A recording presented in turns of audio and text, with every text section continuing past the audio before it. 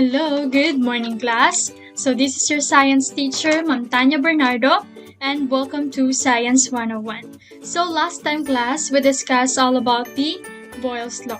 And we all know that the inverse relationship between pressure and volume is known as Boyle's law.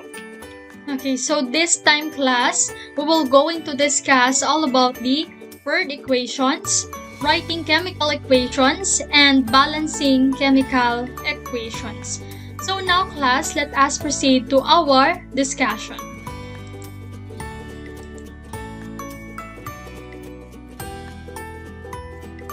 Okay, so let us define first what is chemical reaction. Okay, when we say chemical reaction, this is the process wherein matter undergoes a chemical change. The chemical reaction involves a number of reactants that will yield certain products and also involve energy. So this reaction can be represented by using a chemical equation. Okay? So before proceeding to write a chemical equation, one must consider the word equation that is equivalent to the chemical equation. So when we say word equations class are statements that give information about a chemical reaction. Okay, so basically it tells the following information. So number 1, the reactants which are the substances undergoing the reaction. So yung reactants daw, it is the substances undergoing reaction. Number 2, the products which are the new substances formed in the reaction. Saan daw ma-form yung reaction? In the new substances. Number 3, the physical state of the reactants and the products. Okay, the later we're going to identify what is that reactants and the products. The energy or process involved. And the last, the number of atoms of each element and the number of moles coefficient reacting of each substance. Okay, so basically word equations can be expressed as the process reactants undergo to produce or yield products. So example number 1, the word equation for chemical equations. So we have here the combination of hydrogen gas and chlorine gas will yield 2 moles of gaseous hydrochloric acids. So we have 2 hydrogen here and plus we have 4 chlorine. So it will yield 2 moles of gaseous hydrochloric acid. So kapag pinagsama na itong hydrogen gas and chlorine gas, ang magiging result nito ay hydrochloric acid. Okay? So next class, the word equation for chemical equation.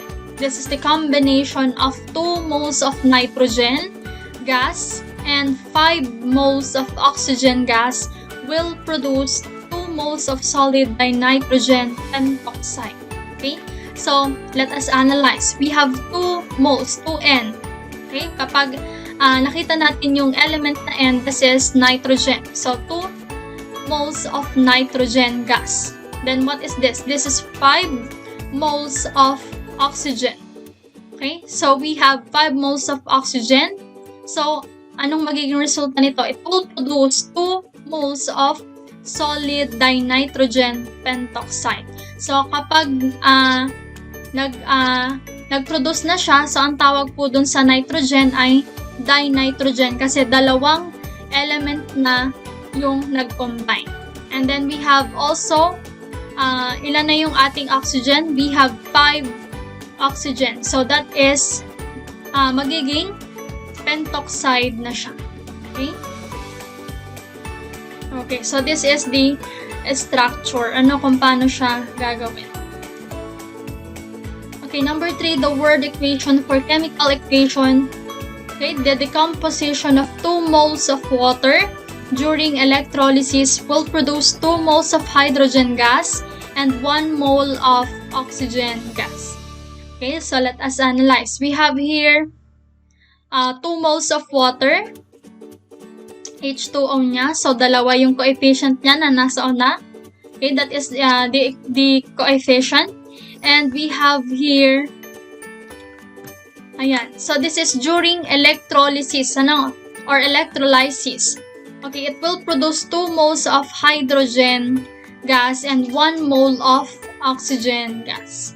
It will represent the 1 mole of oxygen gas. Okay? Okay, so we are now in the writing chemical equations. So the word equation will serve as the guide in writing the formula equation or chemical equation. So here are the guidelines that should be followed when writing chemical equations. So number 1, determine the reactants and the products. So where is the reactants and where is the products? So check their symbols or formulas and their physical states. So write the proper representation of their states. Sometimes these representations are omitted for convenience.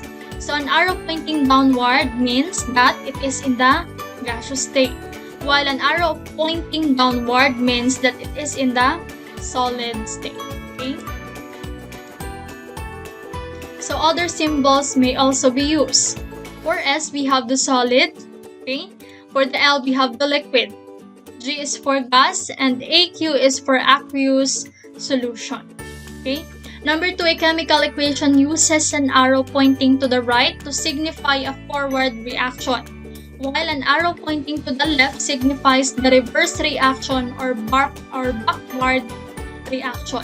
So the arrow is placed between the reactants and the product. Okay, nakalagay daw siya dun sa between the products and the reactant. And the forward reaction, the ones found at the left of the arrow, are the reactants and those found at the right are the products. So in the reverse reaction, the products become the reactants and the reactants become the products. Okay, this is the forward reaction. Okay, for example, we have the letter A, for example, and then B. So if we combine those two elements, for example, magiging AB. So this is forward reaction. Kapag naman reverse, andito yung kanyang product. This is the product and this is the reactants. Okay?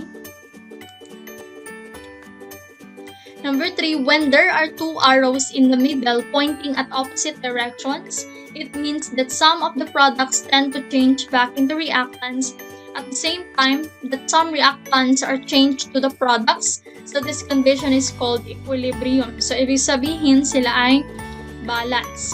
Okay, if we have for example A and B, so A plus B magiging AB. Okay? So some details or information can be written on the top or at the bottom of the arrow. So the process involved in the reaction. Okay. The same pa rin siya. So if we have A plus B, magiging AB in a solid state. Okay. The temperature involved, Ag plus B. Ito naman po ay for gas. This is liquid. So if we combine A plus B, siya ay magiging solid. The symbol for required heat, yan, the same pa din. And the compounds that help in promoting the reaction, catalysts, solvents, and the like. Okay? So, the same pa rin sila. Yan. The number of moles is written as a coefficient beside each reactant or product. If there is no number written before the symbol or formula, then it is said to have 1 mole of the substance. Remember that in a chemical reaction, the moles of the substances are the ones used for quantitative measurement. Okay? So for example, here we have 2A plus B, and the product is 2AB. Okay, this is the coefficient class. Okay, this is the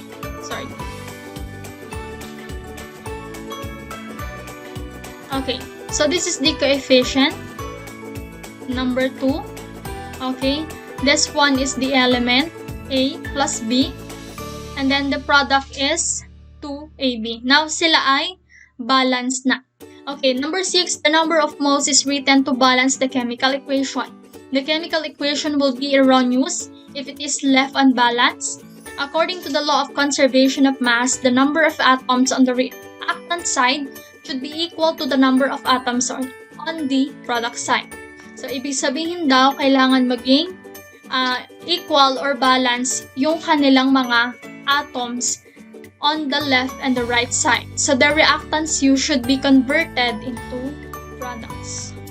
Okay, class, so we are now in balancing chemical equations. So, in balancing chemical equations, follow these guidelines. So, number one, write the number of each element on both sides of the equation. So, anong kailangan natin gawin? Kailangan natin isulat yung number niya sa bawat side ng equation. So, for example, we have aluminum plus hydrochloric acid, and the product will be aluminum trichloride plus 2 atoms of hydrogen. Okay, so paano natin siya mababalance? Okay, class? So, ganito lang po ang gagawin natin. So, let us take a look on the aluminum first. Okay, sulat natin yung element na aluminum. Ano pa yung makikita nating element dyan? We have chlorine and we have hydrogen. Okay? So, meron pa ba tayong nakitang ibang element? So, wala na. So, pwede na tayong magsimula. So, first, kailangan nating tingnan, ilan ba yung bilang ng aluminum dito sa side na to? Okay, so, there is only 1. Kung wala naman tayong makikitang coefficient pa, so, 1 lamang ang ilalagay natin. So, how about on this side naman? Tingnan naman natin kung balance siya dito. Okay, so, meron siyang 1 atom of aluminum only. Next, how about the chlorine? Okay, so, meron tayong ilan sa chlorine? Merong 1. So, ilalagay natin, merong 1 atom of chlorine dito. How about on this side? Ilang atoms of chlorine yung ating nakikita? So, ang tawag po dito, pwede nating siyang tawaging 3 atoms of chlorine. So, meron tayong 3. So, hindi balance yung chlorine sa kabila. Okay? Next, how about the hydrogen? So, tingnan natin, how many atoms of hydrogen do we have here? So, meron tayong 1 atoms of hydrogens dito. How about on this side? How many atoms do we have? Okay, we have 2 atoms of hydrogen. So, ibig sabihin, hindi pa rin siya balance. So, okay na itong si aluminum. Ang papakailaman naman natin ngayon ay si chlorine.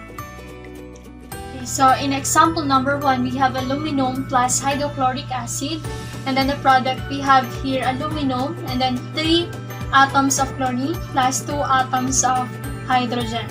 So, in the reactant, we have only 1 aluminum, and in the hydrogen, there is only 1 also, and then also 1 atom of chlorine. And then in the product, we have 1 atom of aluminum, then we have 3 atoms of chlorine, and then 2 atoms of hydrogen. Okay, so as we can see, class, in the aluminum, this is balanced na. Okay, so, ito muna ang ating gagalawin, itong hydrogen. Okay, so, sa kabila ay 2, sa kabila naman ay 1. So, hindi siya balance. So, anong gagawin natin? So, we need to put, or to write here, number 2, this is the coefficient. So, since may 1 na siya, so, mag-start na tayo sa 2. So, that is the coefficient. So, we have 2 here. So, balance na siya. How about the chlorine? So, magiging 2 din siya. So, hindi pa siya balance. So, anong gagawin po natin? Saan tayo, ano ang gagalawin natin? So, ang gagalawin natin ay itong, okay, maglalagay tayo dito ng 2 na coefficient. So, una lang ilalagay yung ha. Okay, so, since we have 2 times 3, so we're going to multiply that. 2 times 3, we have 6. Okay, so how about naman sa kabila? Hindi pa siya balance, so anong gagawin natin? So, papalitan natin siya ng 6. So, ito ay magiging 6. So, how about the hydrogen? So, hindi na siya balance. Dahil napalitan na natin siya, magiging 6 na siya. How about in this area? So, yung hydrogen niya ay 2. So, maglalagay lang tayo ng coefficient na 3. So, 3 times 2 magiging 6. So, makikita natin na balance na siya. Okay. So, how about in the aluminum? Since naglagay tayo ng 2 na coefficient. So, magiging 2. How about sa kabila? So, maglalagay lang tayo sa una ng 2 na coefficient para siya ay maging balance na. Yes. So what have you learned in our discussions? Okay, so we learned that chemical reactions help us understand the properties of matter by studying the way a sample interacts with other matter. We can learn its chemical properties. So these properties can be used to identify an unknown specimen or to predict how different types of matter might react with each other. Okay? So class, if you have any questions or clarifications, kindly ask me. Okay class, so that's it for now and goodbye class!